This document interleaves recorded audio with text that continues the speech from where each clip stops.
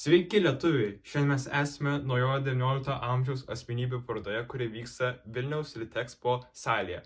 Mūsų komanda sutiko vieną garsiausių Lietuvos istorikų, kurio vardas yra Alfredas Bumblauskas. Jūs turbūt gerai jį žinote. Mes jo paklausime keletą klausimų apie ypatingą bei savitą asmenybę, kurios vardas yra Otas von Bismarckas. Sveiki, Alfredai! Sveiki.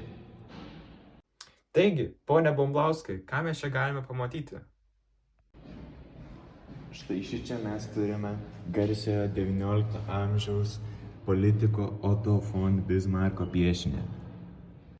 Gal galėtumėte papasakoti apie patį Otą von Bismarcką?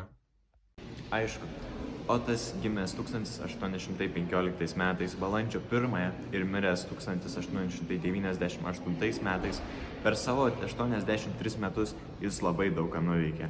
Garsėja dėl savo politinių pasiekimų pasaulyje ir Vokietijos suvienijimo. Įdomu, gal galite papasakoti daugiau apie jo veiklas ir pasiekimus?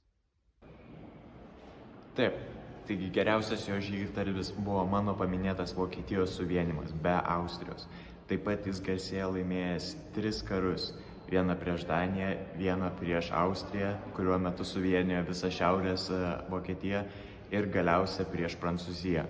Prieš Prancūziją jis laimėjęs suvienijo ne tik pietų Vokietiją, bet ir pasiėmė žemės nuo prancūzų.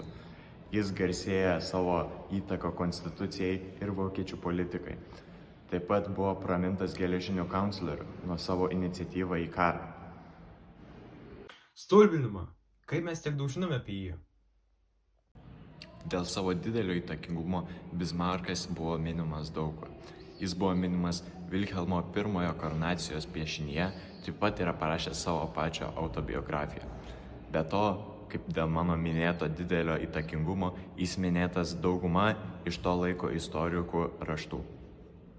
O kaip Otas von Bismarckas yra žinomas šiais laikais? Gal jo garbei ir žygdarbiams yra pastatyta paminklų? Otas von Bismarckas turi daugybę statulų, jo vardu pavadintų gatvių ir net miestą, kuris yra Šiaurės Dakotos sostinė. Taip pat jis turi visą jūrą, kuri yra šalia Papuos Naujosios Gvinėjos. Taip pat Antro pasaulinio karo metu jo vardu buvo pavadintas didžiausias vokiečių laivas. Bismarckas skamba kaip ypač ypatinga asmenybė.